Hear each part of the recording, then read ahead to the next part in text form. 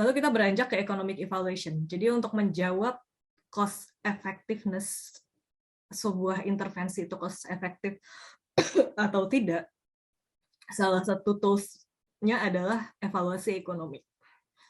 Nah, evaluasi ekonomi itu apa? Simpelnya adalah dia analisis komparatif. Jadi analisis perbandingan antara pilihan-pilihan health technology yang akan kita gunakan. Jadi kita menilai itu secara bersamaan antara cost, biaya, dengan konsekuensinya. Nah, bahasa konsekuensi di sini bahasa yang sering kita pakai, yaitu efektivitas atau benefit atau manfaat. Ini comparative analysis. Secara sederhana kita bisa bilang seperti itu. Terus apa fungsinya? Seperti yang dijelaskan sebelumnya adalah untuk membantu decision makers.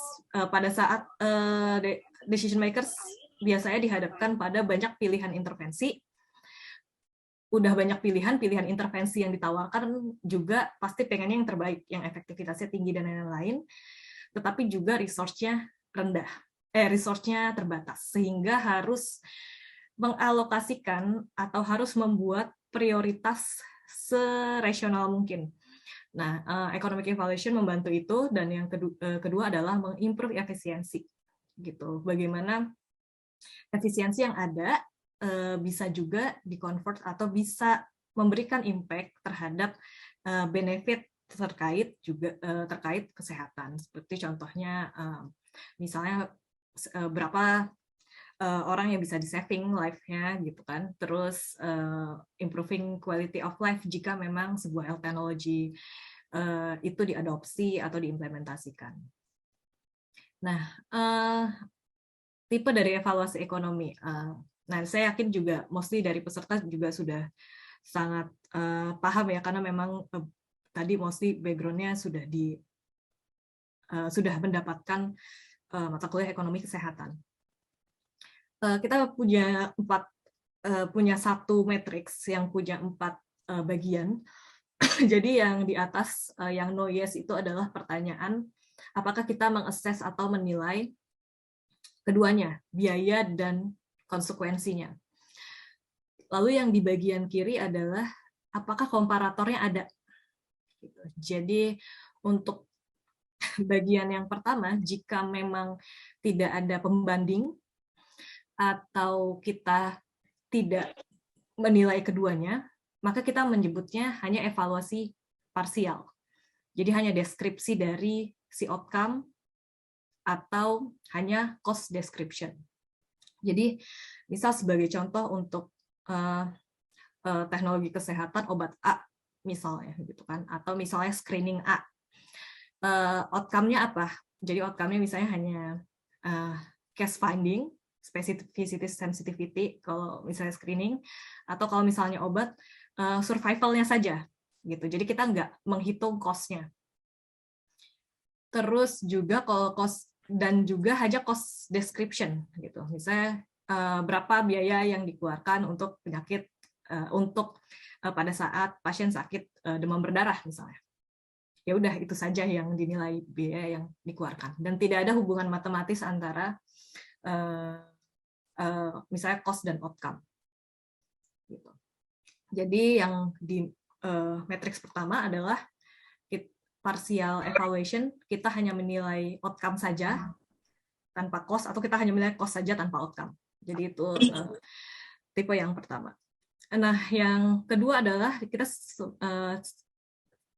tetap pada partial evaluation. Bedanya adalah ini dihitung secara bersamaan biaya dan konsekuensinya. Tapi hanya description saja dan tidak ada hubungan matematis juga. Jadi yang kalau di sini outcome aja, cost aja. Kalau yang di sini cost sama outcome dihitung, tapi tidak ada hubungan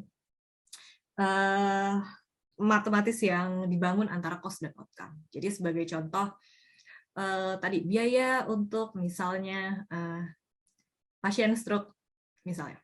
Terus biaya cost, ada cost-nya, terus juga ada outcome-nya gitu. Misalnya outcome-nya mortality rate.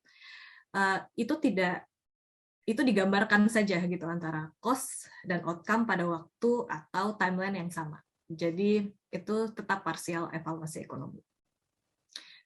Yang ketiga adalah kita tidak menghitung nih cost dan konsekuensinya secara bersamaan, tapi memiliki komparator. Nah, sebagai contoh kita menilai effectiveness. Contoh adalah obat A compare to obat B. Atau contoh screening A compare to no screening. Atau contohnya adalah vaksinasi compare no vaksinasi. Efficacy dan effectiveness-nya seperti apa. Ini biasanya di trial. Lalu juga cost analysis. Jadi kalau cost analysis berarti di sini ada dua view gitu, karena ada komparator yang ada pembandingnya seperti tadi. Jadi pada saat melakukan cost analisis obat A dibandingkan dengan cost analisis obat B. Gitu. Atau biaya obat A dibandingkan dengan biaya obat B. Atau biaya program A dibandingkan dengan biaya program B. Gitu. Jadi ada pembandingnya, sehingga kita bisa menilai terkait sebagai contoh efektivitas atau cost mana nih yang lebih murah. Nah, itu tiga ini yang abu-abu namanya partial evaluation. Dia tetap kita sebut economic evaluation tapi sebutannya parsial. Lalu yang akan kita bahas adalah full economic evaluation. Jadi full economic evaluation itu memang ada hubungan matematis antara tiga ini, antara cost dan outcome. Lalu tipenya ada 4, gitu. Ada cost minimisasi, cost effectiveness, cost utility, dan juga cost benefit. Jadi cost minimisasi nanti kita akan bahas seperti apa. Ada cost effectiveness analysis dan cost utility analysis. Dua terms yang sebenarnya karena cost utility ini subset dari cost effectiveness, biasanya kalau kita lihat judulnya cost effectiveness tapi metodenya cost utility gitu. Jadi ini hanya masalah term saja karena memang cost utility itu adalah subset dari cost effectiveness gitu. Nah, ini sering dua terms ini memang sering dipertanyakan nih kalau kita ngajar atau kita sharing tentang basic eco-cost misalnya di mahasiswa awal, mahasiswa S1 misalnya untuk introduction health economics yang evaluasi ekonomi cuma 1 sesi gitu ya, terus diminta cari jurnal, misalnya akan sedikit bingung antara terms cost effectiveness analysis dan cost utility analysis. Terus yang terakhir adalah cost benefit analysis. Nah, ini gambaran definisi yang tadi, comparative analysis itu seperti apa, choice-nya misalnya dari between two action. Ini digambarkan two action, tapi biasanya ada beberapa choice gitu lebih. Digambarkan yang pertama adalah action A, kadang kita menyebutnya adalah health technology A atau intervensi A, atau kita juga bisa menyebutnya reference. Jadi referensi atau intervensi utama yang akan kita ukur. Yang kedua adalah komparator ya, pembandingnya apa. Gitu. Bagaimana cara memilih komparator, atau kadang komparator itu dipilih berdasarkan diskusi dan juga berdasarkan apa yang terjadi di lapangan. Gitu. Misal kalau komparator di yang clinical setting, dia usual care-nya seperti apa. Atau misal kalau di imunisasi, dia imunisasi sebelumnya, atau kalau misalnya baru, dia komparatornya no immunization atau seperti apa. Terus kalau misalnya obat, mungkin dia obat dengan grade yang sama, tapi mungkin ada efektivitas yang berbeda, itu obat yang lama itu seperti apa. Jadi pemilihan komparator ini juga jadi part yang penting gitu untuk melakukan komparatif analisis. Lalu di dalam variabel atau di dalam action, di dalam pilihan-pilihan ini terdapat parameter utama. Karena kita ngomongnya cost effectiveness, parameter utamanya itu yaitu biaya dan juga efek gitu. Nah, terus komparatornya juga punya parameter yaitu biaya dan efek. Simpelnya adalah pada saat melakukan comparative analysis, kita menilai dua incremental parameter yang berbeda. Jadi yang pertama, cost A dikurang cost B, yang kita sebut incremental. Jadi kita melihat selisih antara intervensi dan komparatornya, dan efeknya antara efek A dan efek B, gitu. Lalu kita bagi. Itu mengapa kita menyebutnya incremental cost effectiveness ratio, karena memang kita membagi antara dua parameter yang nilainya adalah selisih, gitu ya. Jadi selisih cost A, selisih cost dibandingkan selisih dari efek. Nah, ini menjadi hal yang menjadi substansial untuk membuat parameter ini benar-benar valid parameternya. Kenapa? Karena di sini ada hubungan matematis, ada nilai cost yang dihitung, dan juga ada denominator yang sangat penting, yaitu efektivitas. Jadi kalau efektivitas selisihnya makin besar, berarti bisa jadi cost-nya makin kecil.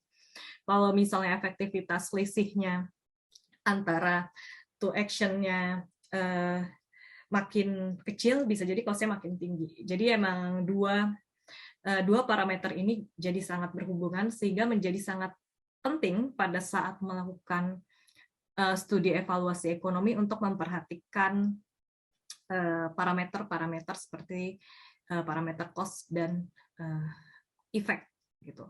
Karena kalau misalnya efeknya kita pengukurannya saja udah salah, tiba-tiba dia selisihnya kecil, bisa jadi cost-nya besar dan tidak jadi cost efektif.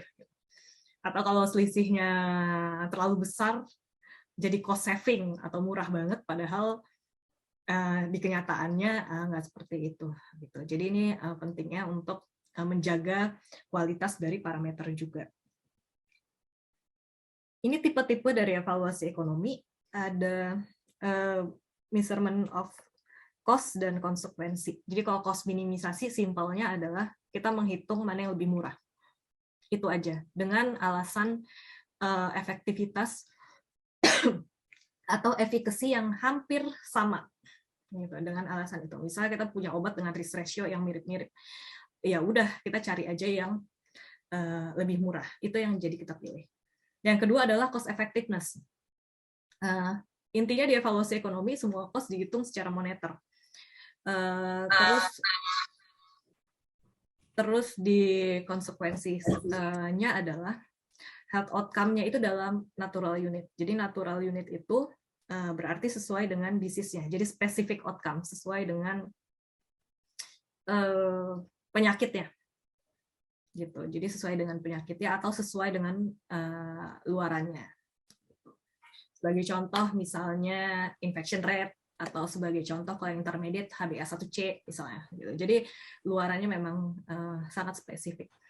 Cost utility itu luarannya using utility atau preference based matrix. Jadi kenapa matrix based matrix? Jadi supaya comparable antara satu intervensi dengan intervensi yang lainnya.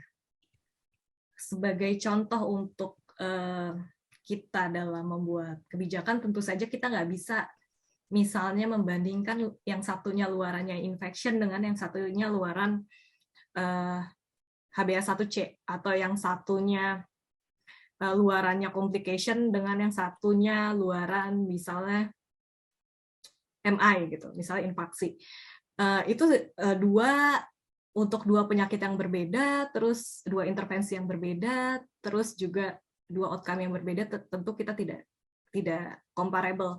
Tapi dalam hal prioritisasi, cost utility itu menjadi helpful karena dia luarannya dijadikan seragam, yaitu quality adjusted life years. Nah, ini yang menjadi benefit dari cost utility. Jadi kalau luarannya sudah seragam, quality adjusted life years, kita tinggal melihat mana cost yang paling rendah untuk intervensi yang berbeda. Gitu. Jadi ada kelebihan dan kekurangan dari setiap evaluasi ekonomi.